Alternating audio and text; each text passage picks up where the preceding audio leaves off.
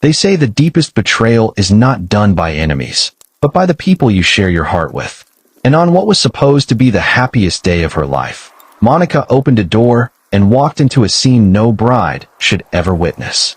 Her wedding dress hung perfectly in the corner. The flowers were arranged. The guests were arriving. Everything was ready. But in one single moment, everything shattered. The question isn't what she saw. It's what she did next, because her decision that morning changed 3 lives forever and left a whole community whispering for months. Who was Monica? A woman who gave everything to her family, who believed in loyalty above all else, who sacrificed her own dreams so others could rise. What pushed her sister to cross a line no family should cross? And why did her groom, David, risk everything just hours before the wedding? What truth lies beneath this story? What wounds were hiding in silence? And was this betrayal really the beginning or the end? This is not just a story about infidelity. This is about the invisible fractures that run through families, the jealousy that festers in shadows, and the moment when everything you thought was solid crumbles beneath your feet. Monica was 32 years old, a nurse in a small suburban hospital, the kind of woman who stayed late to comfort patients, who remembered birthdays, who never raised her voice. She was the firstborn in a family of 4 children, the responsible one, the peacekeeper, the one who held everything together when their father passed away 10 years ago. She worked double shifts to help pay for her younger sister's college tuition. She loaned money to her brother when his business failed. She was the pillar, and everyone leaned on her. But pillars crack too, and no one ever asks if they're tired of holding up the weight. Monica met David 3 years ago at a community event. He was 38, a contractor who built homes and fixed broken things. Quiet, respectful, steady. He wasn't flashy, but he was kind. And kindness, Monica thought, was rare. He proposed after 2 years, and she said yes. Not because of passion or fireworks, but because she believed in building something real, something safe, something that wouldn't hurt her. She was wrong. Angela, her younger sister, was 27. Beautiful, charming, the kind of woman who turned heads when she walked into a room. She worked in marketing, always dressed well, always had plans, always seemed to be chasing something just out of reach. But beneath the confidence was a resentment that had been growing for years. People compared them constantly. Monica is so mature. Monica is so dependable. Angela is pretty, but she's not serious. Angela is fun, but she's not like her sister. And every comparison was a small cut, a reminder that no matter what she did, she would always be measured against Monica and found lacking. She loved her sister, but she also envied her. And envy, left unchecked, becomes something darker. David was a man caught between 2 worlds. On the surface, he was the perfect fiancé. He helped Monica's mother with house repairs.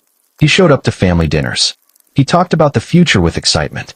But behind closed doors, there was a restlessness in him, a hunger that Monica calm, steady love couldn't satisfy. He wanted excitement.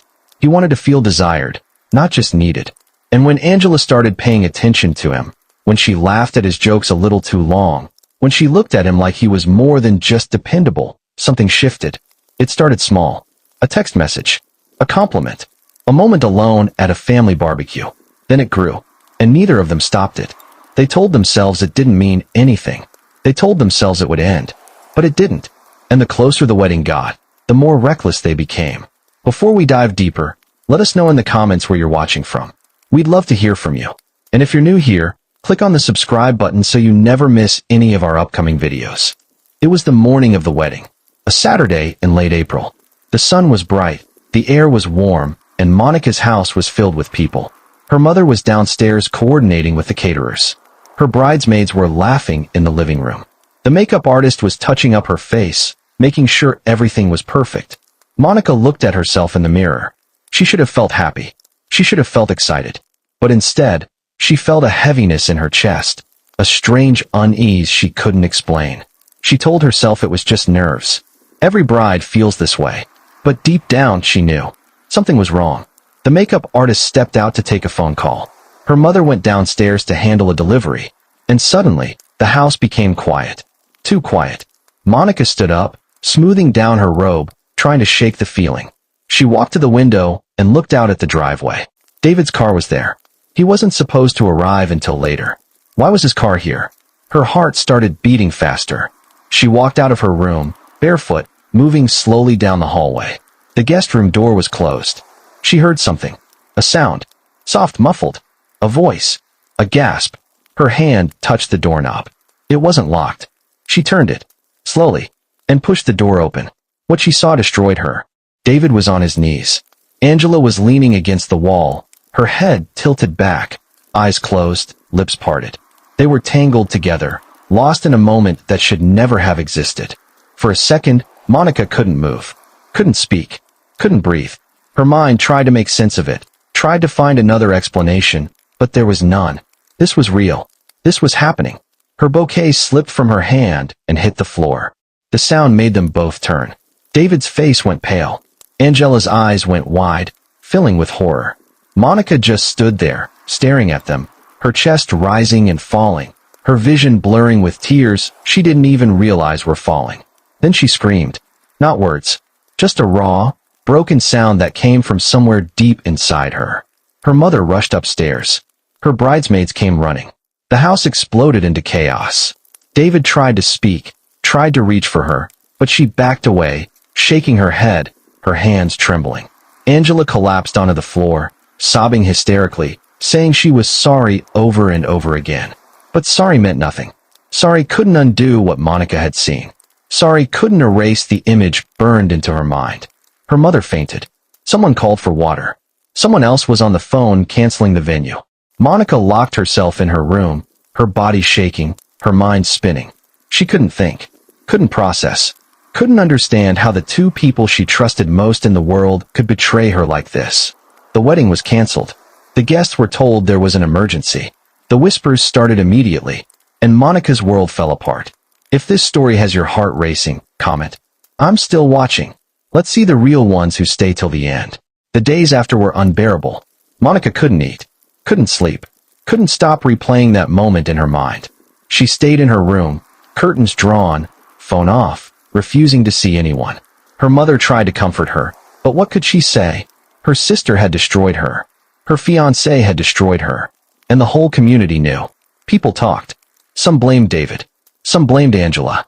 Some whispered that maybe Monica wasn't exciting enough, wasn't enough to keep a man interested. The judgment was everywhere, and it crushed her.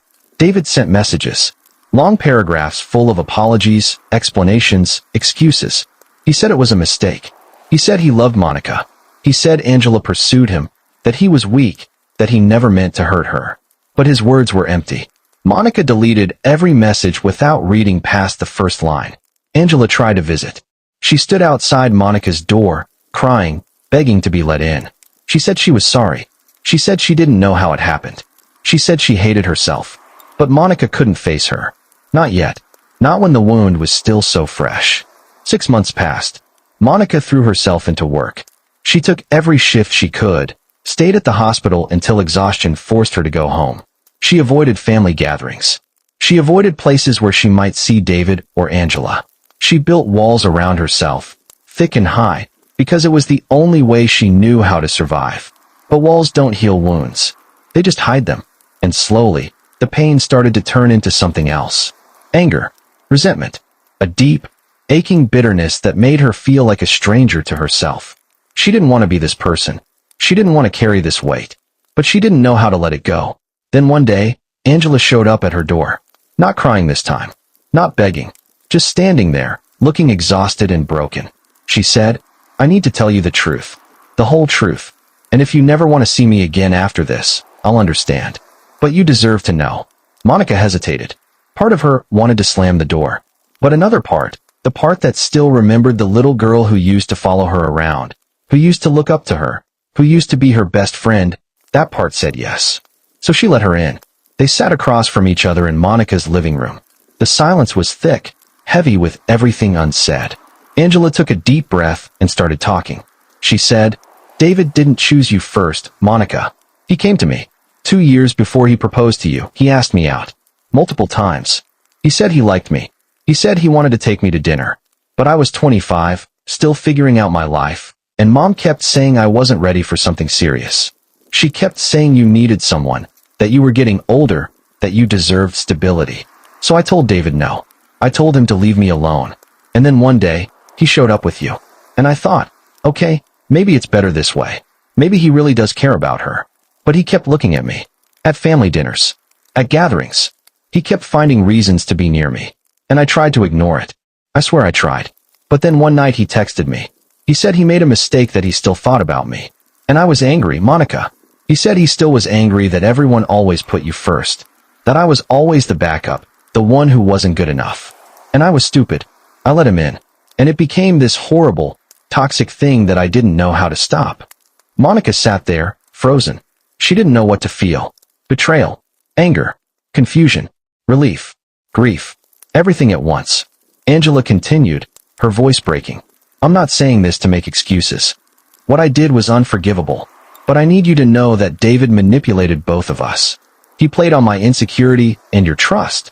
And I hate myself for falling for it. I hate myself for hurting you. You were the one person who always believed in me, and I destroyed that.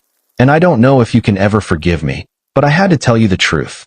Monica finally spoke, her voice quiet but steady. Do you know what the worst part is? It's not even what you did. It's that I spent my whole life protecting you, sacrificing for you. And you looked at me with envy instead of love. You saw me as competition instead of your sister. And that hurts more than anything David ever did. Angela nodded, tears streaming down her face. I know. And I'm so sorry. They sat in silence for a long time. And then Monica said something that surprised even herself. I don't forgive you yet. But I don't want to hate you forever either. We both need help. Real help. If we're ever going to move past this, we need to face it together. Angela looked up, hope flickering in her eyes. You mean that? Monica nodded. I mean it. But it's going to take time. And it's going to be hard. Angela whispered, I'll do whatever it takes. Healing didn't happen overnight. Monica and Angela started therapy, both individually and together. They unpacked years of buried resentment, unspoken pain, and family dynamics that had quietly poisoned their relationship. They learned that their mother, in trying to protect them, had unknowingly created a hierarchy that made Angela feel invisible and Monica feel trapped. They learned that David was not the villain of their story, but a symptom of deeper wounds that had never been addressed. And slowly, painfully, they began to rebuild. Monica cut ties with David completely. She blocked his number, returned everything he'd ever given her, and refused to engage with his attempts at reconciliation. She realized that forgiving him wasn't necessary for her healing. Some people don't deserve a place in your life, and that's okay. She focused on herself. She traveled for the first time in years. She took a sabbatical from work and went to places she'd only dreamed of. She rediscovered parts of herself that had been buried under years of responsibility and sacrifice. She learned what it felt like to be free. Angela on herself too. She left her job and started her own business, something she'd been too afraid to do before. She stopped comparing herself to Monica and started building a life that was authentically hers. And slowly, the sisters found a new rhythm. Not the same as before, but something real. Something built on honesty instead of obligation. 1 year later, Monica stood in her kitchen, making coffee, when Angela knocked on the door. She came in holding a small plant, a peace offering. They sat together, talking about nothing and everything, and for the first time in a long time, it felt easy. Monica realized then that betrayal had not been the end of their story. It had been the fire that forced them to face the truth. And while the scars would always be there, they were no longer bleeding. She learned that forgiveness is not about forgetting. It's about choosing to release the weight so you can move forward. And sometimes, the people who hurt you the most are also the ones who teach you the most about yourself. If you were Monica, what would you have done? Walk away? Forgive? Or fight for the truth? Drop your answer in the comments. And if you think this story was unbelievable, wait till you hear what happened in our next tale, a story even deeper than betrayal. Subscribe for more timeless stories that touch the heart and leave your mind wandering long after the video ends. Hit that subscribe button, turn on notifications, and let's keep this conversation going. Because stories like these remind us that we're not alone in our struggles, and that healing, though painful, is always possible.